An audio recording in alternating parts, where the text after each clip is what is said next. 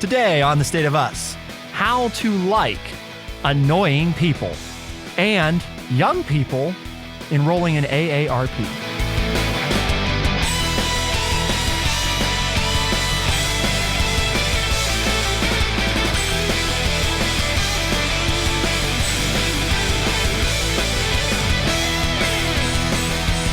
Welcome to The State of Us. I'm your host, Justin T. Weller, joined today by the one and only, your friendly redneck liberal and the senior resident historian here at True Chat, Mr. Lance Jackson. Today, we're looking at an so very important topic, one that I think, Lance, everybody could probably use some help with. Even irritating folks usually have redeeming qualities. Let's talk about some tips for uncovering them. Have you ever met anybody that's, a little irritating in your life, Lance? No, I love people. Okay. Yeah, people are You really feed off of the energy of spending time around. I do. I just enjoy them immensely. For those that don't know, our friendly redneck liberal, despite having been an educator for many years, is in fact an introvert and is not a terribly big fan of spending time around lots of people. I enjoy spending time with children and helping them to open their minds to what's going on in the world. I have a hard time with adults who say they're in it for the children and then make policy that continues to hurt the growth and ability of children to function. So one thing to start with is, what makes a people annoying to us, right? And maybe the better question is, well, people that are annoying are people that we don't like. Okay, well, who are people that we like? I don't know. I didn't really read this article, so I'm gonna take a guess here. Are the people who annoy us people who do things that we don't like?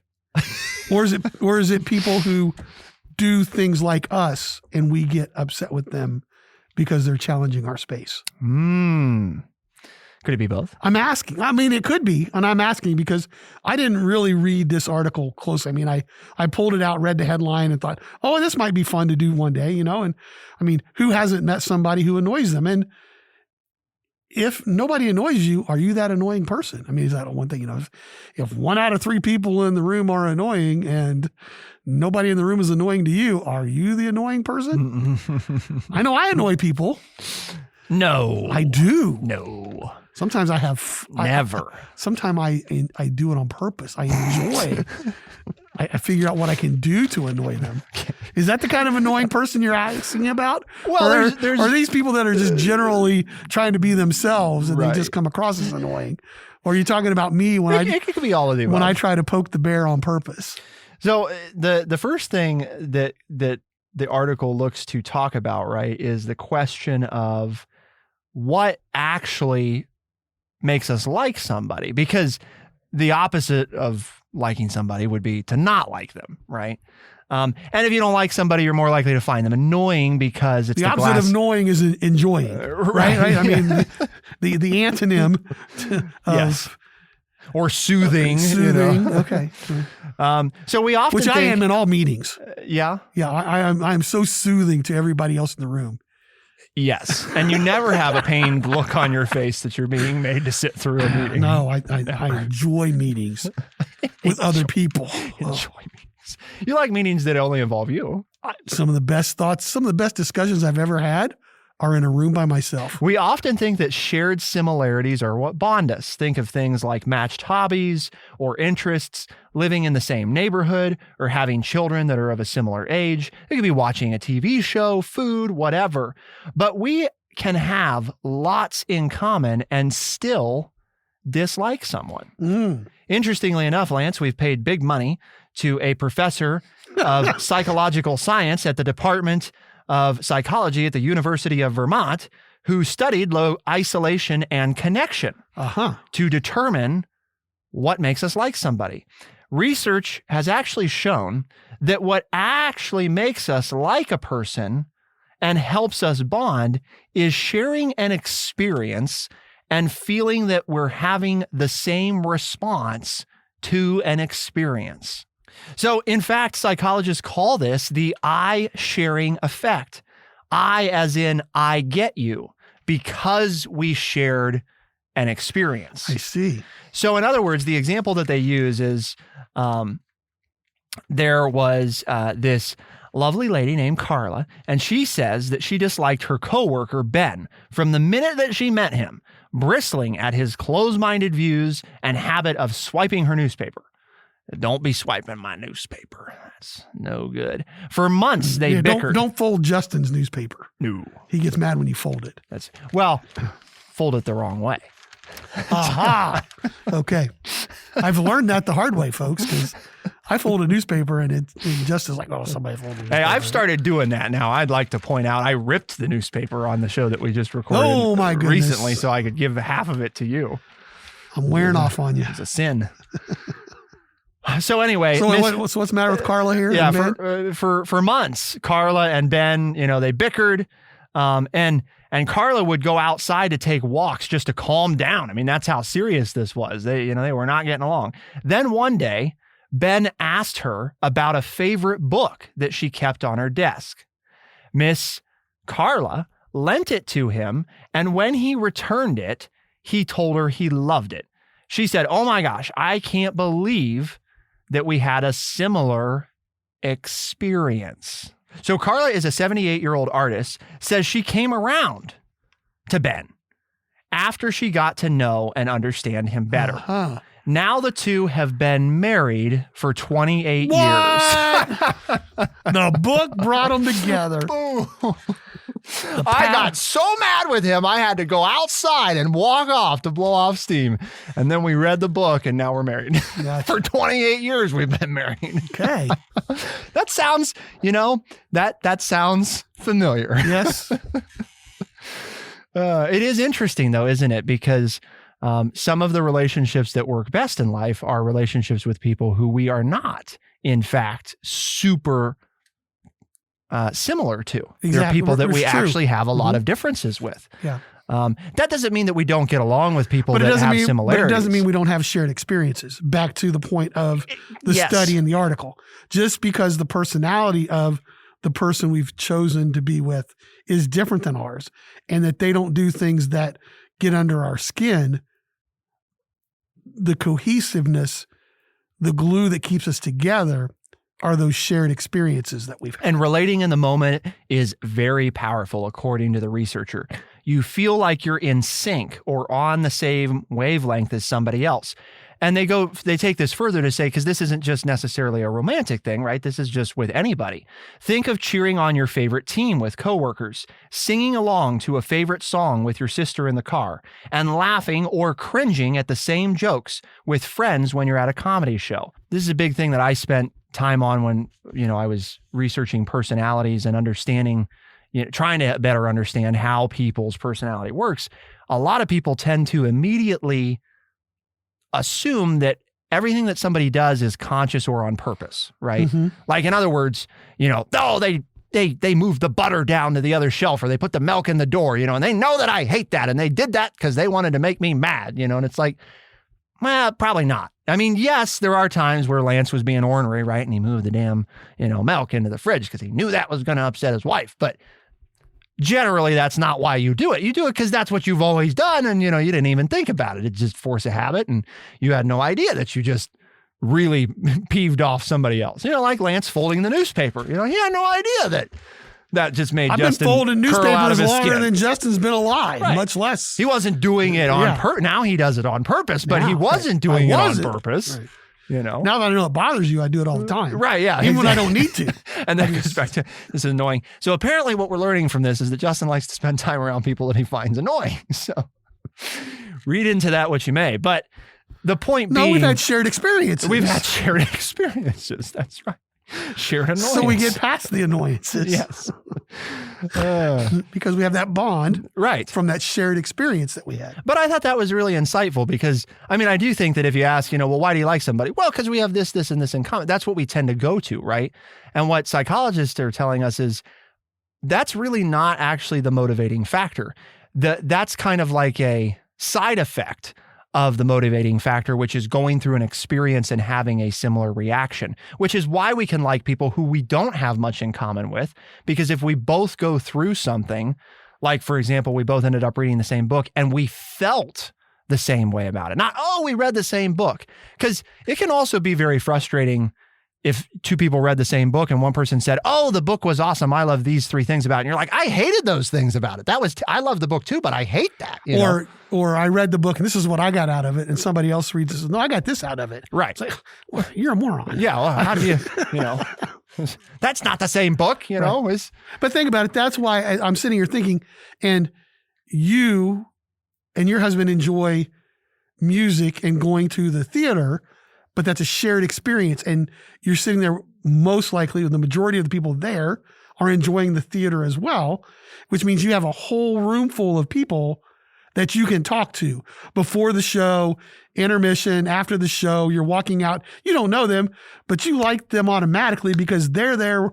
They took time on their and they Saturday their afternoon and their money to watch it. Just like I go to the ballpark and I can sit and talk to people that I would never talk to because, hey, they're at the ballpark and they're rooting for the same team. They can't be that bad. That I'm rooting for, so they're not that bad. Right. But if they're wearing a different colored jersey than my team, well, I'm not even talking to them because everything they do the entire game make you upset. Drives me crazy. Even if they do things that are the same that you're doing. Same thing that I'm doing. Right. Oh, yeah. But but what you've just said is that explains why we do those things, is because we're sharing the same experience with people. We're rooting for the same thing or enjoying the same thing. So therefore we automatically feel closer to them. Exactly. So let's talk about then, with that knowledge, right, of why do we like people, what do we do about the people we don't like? How do we give them a book? Apparently, right? Well, that's in line with that other show that we recorded not that long ago. Just books will solve it all. Just give people books. Right. Or newspapers, or both, preferably. So we're going to talk about 4 things that you can do that will help you like people that you find annoying. And I want to revise that because, I know our title today is 4 ways to like annoying people. Being annoying, remember, is a matter of perspective.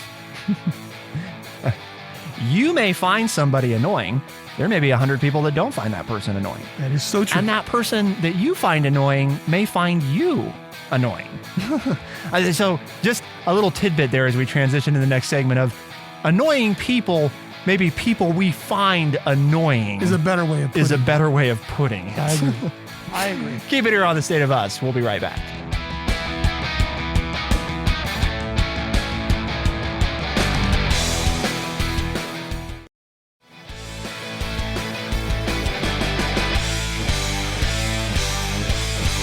A study that was published in March of this year showed that having such experiences where we feel we have a shared response make Biden and Trump supporters like each other more. That's actually how they did this research. Is they started out that was their group, pre-qualifying people of hardcore Trump, hardcore Biden supporters. Now, these people didn't know going in that the other people were like that, but that's what they started with because they wanted to find people that generally we would all think, they can't get along. You don't need to like everyone. Some people are best avoided, especially if they make you feel unsafe emotionally or physically. But there are some science-backed strategies for learning to like someone who annoys you. Again, notice the phrasing there. Not annoying people, but someone who annoys you personally. There are some things you can do. Yes. First up, give them a second chance. Make it a goal to get to know the person better. Look for one thing you like and focus on that, suggests a licensed psychologist in Charleston, South Carolina, and author of the book Psychological Secrets for Emotional Success. Is the person kind or a good parent or eager to help others? Start there. Every time you feel yourself getting annoyed, focus on your goal of connecting and remind yourself of the thing that you like about the person. When you start to see someone as human, that softens you, and you'll start to find more things that you like. Okay, what if you do that and you don't find anything that you like about them? Does it give you something else to go? If you can't do that, are the other 3 reasons out the window, or do I still have a chance if I can't do the first one there? So one problem here, folks, is in talking about this, I'm not going to be very valuable with this because there's a lot of good and bad things about my personality, but what I have learned over the years, I have an incredibly high degree of empathy, and I'll even take other people's emotions on my own. And there are a lot of unhealthy things about that. But just the point being that because I do that, I have a very hard time, even with people who have really wronged me, at hating them for very long. I know. That's that's why you keep me around, because I keep it in perspective for you. Like, Justin, we don't like this person, remember? Because they did this, and this. Right. Yeah, I forgot about that. And I look at you with this gawked amazement, like, really? You said hello to that person? Are you kidding me? I'm throwing all the daggers with my eyes I can. You being the nice one and me being the one. I have seen you do it with certain people, because you've said, they'll do something that annoys you, but they have the right intentions, and I know they're there for the right reason, and they're trying to do the right thing. Yes. And what happens? You can keep showing up. It is a conscious effort on my part to keep in mind that they mean well, even though I disagree with their actions or I disagree with their comments, that I know I have to consciously think their intentions are well-meaning. Okay, so I do number one. I find some social redeeming value, and I continue to remind myself. Where do I go from there? Watch how you act. Start with. Is this like self-analysis? Are you? Do you have me down on I'm just reading what the paper says. Do you want me to go lay down on the couch over here in the studio and you Dr. Freud me here? And psychoanalyze me? So it recommends starting with empathy. Maybe the person's behavior reflects stress or disappointment about which you know nothing. We feel more connected to others when we're compassionate. We also feel less resentment and anger. So you have some social redeeming value. I know why you're stupid, and so I'm going to like you anyway. Maybe it annoys you that this person has such proper manners. Like, you've gone to lunch with them a number of times, and it's like, man, we're eating fast food. Like, you don't need to, why is that napkin on your lap, and why are you sitting upright? And don't cut your freaking hamburger with a, fork and knife. Gosh darn it, that, You mean a spork? Yeah, spork, damn spork, like, I don't even get the spork because I don't want to use it because it upsets me that much, because, like, this is fast food. It's not meant to be nice. So, like, that's where your mind's at. But then what if you found out, right, this person that, why am I so stuck up, and then you find out that, well, the reason is because, their mother swatted their wrist every time that they didn't put their napkin on their lap or use their silverware or touched food with their hands. So they got mommy issues? Is that what you're telling me? Right, but I'm saying you find that out, right? And now it's like, oh, well. I'm like, man, that's 30 years ago. Get over it. That's not very empathetic, though, is it? That's not terribly empathetic, no. But, okay. Spend real time together. So how do we build empathy? Oh, we got to spend time with them. We got to spend time with them. But these people drive me crazy. I'm supposed to spend time with people who drive me crazy? Occasional small talk won't cut it, psychologists say. You need to spend enough time together to get to know the person. Move beyond the forced time together, say at work, and invite the person to hang out. People love an invite because it makes them feel appreciated. This makes them like the person who did the inviting more, and if they like you more, they're more likely to reciprocate. So basically, I'm reading into this here and also being a little facetious. We should bribe people to being less annoying, because if we're nice to them, this is that age-old adage of, oh man, this it gets on me so much, Lance, right? When the students at the youth center say, well, they weren't nice to me, so I'm not going to be nice to them. I hear you, but nobody's ever going to be nice if somebody's not the first person to be nice. I mean, that's my first grade teacher coming through here with their, the golden rule thing. Well, they treated me bad, so I'm going to treat them bad. Well, that is an approach that we can take. But if we take the high road, there is a chance, not necessarily a good one, but a chance that maybe they'll decide to do the same. So is the fourth thing, if you've tried 1, 2, and 3, just avoid them altogether? I'm failing this quiz big time. It's not going well. Not going well for me. Well, it's not supposed to be a quiz, but I guess you won't be spending a lot of high quality time with the person who wrote the article. Choose a bonding activity. Start with an activity that you both enjoy. Oh, wait a minute. Look. What? People. Run. Yep. Okay. So all right. So I got it. I'm supposed to find something good about them. Start with I'm supposed to get to know them. Yes. And I'm supposed to invite them somewhere. And where should you invite them? Choose an activity like a concert or game or share a pizza that you know you both like. And I know that because I've gotten to know them. Oh, okay. All right. And this is also do a little deductive reasoning. If you see him wearing a sports jersey, right? Like if you were trying to do this with Lance, like, man, he gets on my nerves, well, you probably seen him wearing a freaking Cardinals shirt at some point, So if you were somebody you really didn't like and you bought him tickets to behind home plate to go with you to a Cardinals game, man, that'd be pretty hard. That you'd really be tugging at some, you'd be building some empathy there, really improving that tolerance. I'm like, well, man, they're pretty bad, but they can't be that bad. How many beers go with it? Free drinks for the whole game. Is it all you can eat and drink seats? Yeah. Now, if you feed him too, whoa, you've won. We should call up your wife and say, so is that the secret? Is that what we learned? If you feed him and let him watch his baseball, I am not a complex person. Everybody thinks I am. It's really easy to get on. Leave me alone. Let me watch the game and give me something to eat. We get along fine. Which would explain why you can get along well with the people at the ballpark, right? Because it's like, I don't freaking care what you do outside of here. We're here together for the same damn reason. And rooting for the same people. And we're both eating, so like this. No, in all seriousness, it makes sense, right? I mean, that is what you should do. And would your life be less stressful if you did those things? Well, remember Carla and Ben, right? Our story.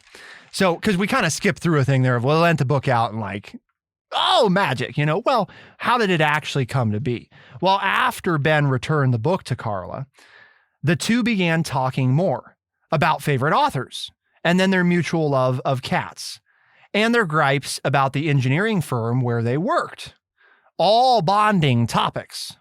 They also spent more time together outside of work. Carla invited Ben to a book reading because that's where things had gotten started. They took picnics to a nearby park. And then Carla got up her nerve and showed Ben some writing that she had done. He shared with her some personal problems he had been having. And lo and behold, Ben, a 75-year-old gynecologist, says that he always liked Carla. She was so cute, and that he remembers asking permission to take her newspaper. He just wants that on the record. Well, that's why he was annoying. I mean, that's it, because they really liked each other and didn't realize it. And so he was being annoying to get her attention. That's what guys do. He also says that getting to know her helped broaden his worldview. I had a lot of sense of myself for a few years, and she reminded me who I really am. You mean that when we connect with people who are different than us, that it helps us understand who we are better? Yes.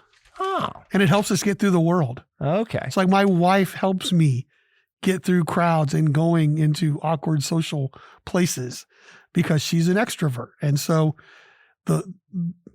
when we need to do things with people, she helps me get out there.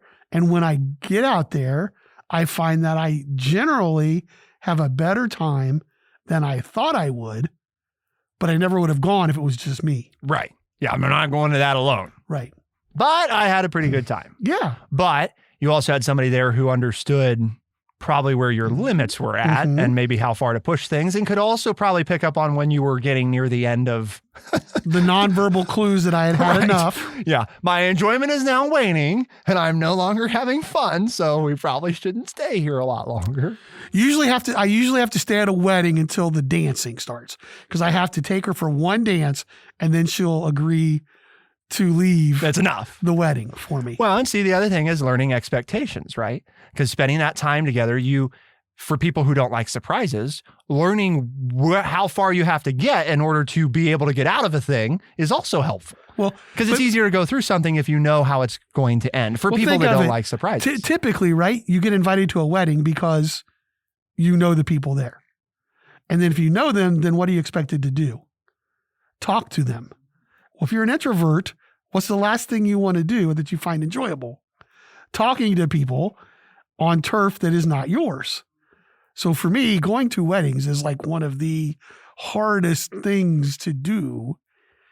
And I get invited to so many because I taught high school and the kids want me, students, former students. They want you to be there. They want me to be there and share this exciting day with them. Mm-hmm. And I'm happy for them. But they've asked me I can be very happy for you not at your wedding. See, that's how well I know Lance. I didn't invite him because I knew that he'd enjoy not being there more than being there. No, it was COVID. It was. Yeah, it was. I would have gone to your wedding and I would have enjoyed it because Brett and I enjoy teasing each other. So yes. It is fun to be around you guys. Yes. But that was one of those introvert things where we came up with a good mutual excuse of, this is how we don't have to invite anybody. There's this pandemic going on and we can just say that. We'll get married now and we're going to be safe for everybody. And so nobody has to come. Because, we could each come up with about 10 people that we wanted there.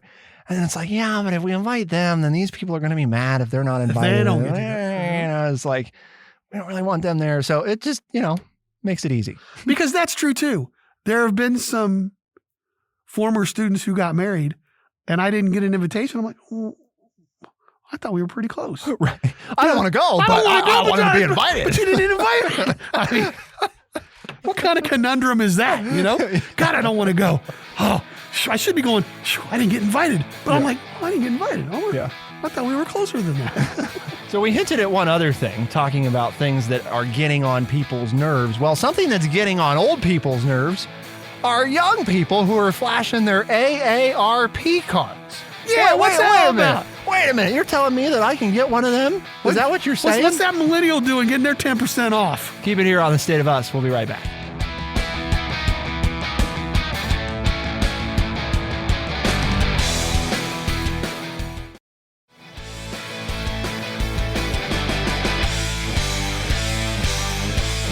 Some people absolutely dread receiving their AARP card in the mail. These young people, though, they can't wait. A rite of passage for those 50 and older, like some in present company, an AARP membership. But I don't have one. An AARP membership also is drawing younger folks determined to get discounts to cope with inflation. They shamelessly flash their cards at restaurants, often confusing the waitstaff and amazing and embarrassing their friends and family. Marissa Schwartz, 28, couldn't believe it when she saw a TikTok of someone in his 30s saying young people could join AARP. She went to AARP's website, realized it was legit. She paid $63 for a 5-year membership. Recently, Dr. Schwartz, who has a doctorate in philosophical literature, dined with a friend at Bonefish Grill, where children can draw on the paper tablecloths. Being kids at heart, they requested crayons. After spending part of dinner coloring and laughing, she handed her AARP card to an amused and shocked waitress as she requested the check. I can guarantee you, she Googled whether young people could join AARP after leaving the table, said Dr. Schwartz, who lives in New Jersey. She has since inspired her parents, Sherry Schwartz, 59, and Leon Schwartz, 61, to sign up for AARP. Our daughter is an old soul, Mr. Schwartz said. She now has the card to prove it. There you go. Get your 10% off. I mean, any group and organization grows stronger with membership. So AARP broadens their membership. Now they can go to people and say, well, what will you give us? Because we have this many members, blah, blah, blah. So, I mean, it makes sense, but I didn't know that, right? I am not a card carrying member of AARP. Despite your age. Despite my age. Or in spite of it. Could have been a member. But you know what? I'm going to share this because this just happened this week. We went to a local pizza place and we got our food and our drink. And the young lady said, who waited on us, said, would you like your receipt? I said, sure, why not? Go back to the table, and I'm sitting there reading, waiting for our food to come. I got 10% off for being an old person. She didn't ask. And you know what? I wasn't offended. I'm like, yeah, that paid for one of the drinks. Getting old isn't all bad. I'm getting so old that they don't even ask me if I'm old. They just automatically give me the percentage off. And I was not offended. That's one of my father's favorite things when we go out to eat, It doesn't happen very often anymore, which is kind of sad to me. Brett and I don't often get carded if we order a drink. But on the rare occasion that it does happen, then he'll look over at the waitress and be like, well, you didn't card me. Right. Yeah. And they, they don't know what to do. It's like, oh God, because you don't know this person, and it's like, oh, are they offended? Oh, geez, that's what you get for not carding everybody. If you're going to card one, you better card all. I'm going to need to see everybody's ID. Well, I was sitting in a restaurant the other night and it said we card anybody under the age of 40. Yeah. And I'm like, what? Anybody who appears under the age of 40. Appears under the age of 40. Yeah, I think Walmart's policy is similar. If you look at somebody and you're an employee of Walmart and you don't definitively know that they're older than 40 years old, you're supposed to card them. Gotcha. So I guess they feel like that's the safe. So are you and Brett gonna apply for this AARP card? I don't know. I didn't you know get that this was an option. You get movie tickets. You get percentages off at restaurants. You can get cheaper flights. There's a lot of value in it. I'm not a socialite, so I don't socialize enough to get my money back. Yeah. But it's, it's kind of a good deal. So, and I have a AAA card, and a lot of times AAA gives you the same benefits, and there's no reason to pay double. So full AARP membership, which includes discounts on items such as prescription eyewear and services such as food delivery, is available to people 50 and older for $12 a year with automatic renewal. But anyone 13 and older can join online and receive many of the same deals. As the AARP website states, it's never too early to sign up. An AARP spokeswoman said the organization is seeing a definite uptick in younger members, but won't share specific member demographic data. AARP said it had nearly 38 million members. Chris Hamer started going gray in his 30s, so getting an AARP card felt appropriate. Mr. Hamer, 45 and a member for about 2 years, sees his AARP card as a badge of honor. A play-by-play radio and television announcer who lives in Lillington, North Carolina, says that he especially enjoys the hotel discounts that he said typically save him $5 to $20 per night. The savings have come at somewhat of a social cost. When he told his wife, Jessie, he had joined AARP, she rolled her eyes. And see, that's why I guess I never have, because when we do travel and stay in hotels, they say, do you have AAA or an AARP card? Well, I already had AAA. And I said, well, will you double it? Well, no, you get one or the other. Well, so I'm carrying the one. There's no reason to get the other one. I don't want both of these darn things. Well, yeah, but if you qualify for both of them, shouldn't you get it twice? He is right. You get somewhere between $5 to $10% off the cost of the room with the card, which if it's $12 a year and you stay in 2 different hotels, you've already made your money back with 2 nights of a stay. And if you incorporate a dinner with it where you get 10% off, and then you get 10% off your rental car, you've more than paid for the annual cost of the card in one trip. I'm on AARP's website right now looking at, what their options are. And we require your birth date for eligibility. So I'm not going to tell you what that is, but I'm going to put that, Lance knows, but I'm going to put that in there. I'm not going to tell our listeners because that would be disclosing more than needs to be disclosed. So, and what's the best deal? Because I see 3 different levels there. Yeah. 1 year is $12. So why do they want a spouse membership fee includes a spouse or partner for free?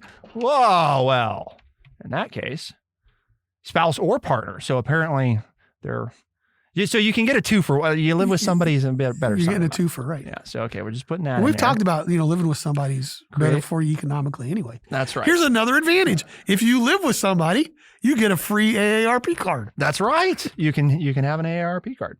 Okay. So I put in all this, select your membership term. No, wait a minute. Wait. 1 year is 12. Yep. 3 years is 43, which would be $14 a year. 5 years is 63, which would be a little more than 12. So there's no advantage in getting, or do you get more?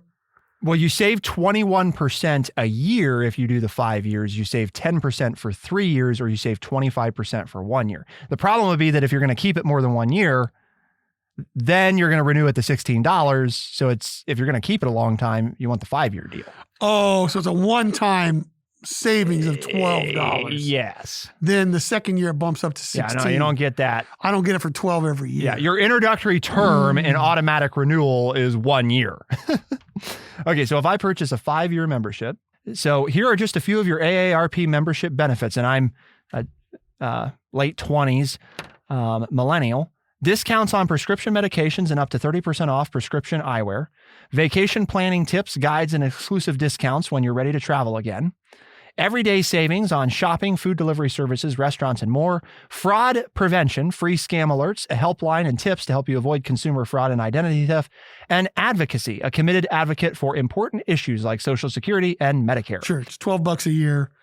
One night out. I mean, all you have to do is go to one restaurant that they cover. Can you save $12 a year with this? Stay in a hotel for one night. Yeah. And you made it. Yes. Yeah. Because I think they said the average hotel discount is $10 to $25 a night. So if you stayed at 2 hotels where you got an AARP or if you stayed discount, 2 nights. Right. If you had one stay, if you had one weekend where you spent a Friday and Saturday night, it paid for itself plus saved you. So, okay. So there we just did a plug for not sponsored by AARP. But so why do we have this conversation today, Lance? We're advocating for AARP. Do you know what AARP stands for, by the way? Just a quick plug here for the Association for the Advancement of Retired People. The American Association of Retired Persons. So you might say, well, why do they let young people join? Because they want the money. Just because you're young doesn't mean that you can't be part of advocating for old people. You can join AARP. So why do we have this again today? Well, because True Chat has a mission, and it is to educate people by providing honest, open, and respectful conversations. And the main part of the show was about how to deal with people that annoy you. Notice how I said that the correct way. And I learned lots, and hopefully you did too. And if you're not one of those old people, I'm an old person who doesn't have an AARP card, but you found out it doesn't matter what age you are, you too can enjoy the benefits. So send the extra savings our way here at True Chat because we could use the money. But if you like the show, you can find us on Spotify, Overcast, Stitcher. Obviously, you found us. But if you're talking to somebody who didn't find us and they want to listen, Spotify, Overcast, Stitcher, Apple Podcasts, and everywhere podcasts are found is the way you can listen to this show and send us your extra savings. We release new episodes Tuesdays and Thursdays of The State of Us as a podcast, first thing in the mornings. Those same episodes can be heard on the weekends on select AM and FM radio stations across the United States and parts of Canada. For The State of Us, I'm Justin T. Weller. I'm Lance Jackson. Special thanks to Bradley Butch. Do you have an AARP card yet, Bradley? And thank you to our audience for tuning in. We'll see you next time. Be the change.